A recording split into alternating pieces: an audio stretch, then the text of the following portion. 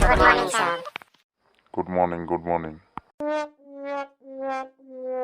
আজি তোমালোকক 3-4টামান মৌখিক প্ৰশ্ন সুধিম ঠিক আছে Okay, sir.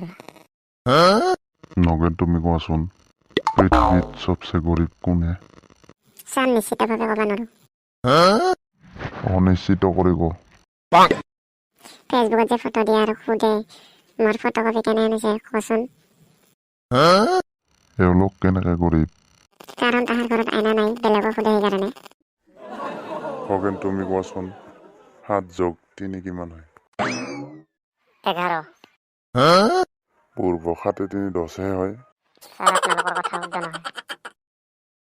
কেনেকৈ একদিন ক'লে 8-2 10, একদিন ক'লে 6-4 10, আৰু আজি কৈ আছে 7-3 10। নামানো মই আজি 7-3 11 হবাই লাগিব। দৰকাৰ হ'লে আন্দোলন কৰিম। গাধা মূৰ্খ সেই সখৰেখাটোৱে কচোন সূৰ্য পশ্চিম ফালে কিয় নুঠে মই পৰীক্ষাত পাছ নকৰাৰ কাৰণে। কিয় মাদাৰে কৈছে মই পৰীক্ষাত যিদিনাখনে পাছ কৰিম সেইদিনাখনে সূৰ্য পশ্চিম ফালে উঠব।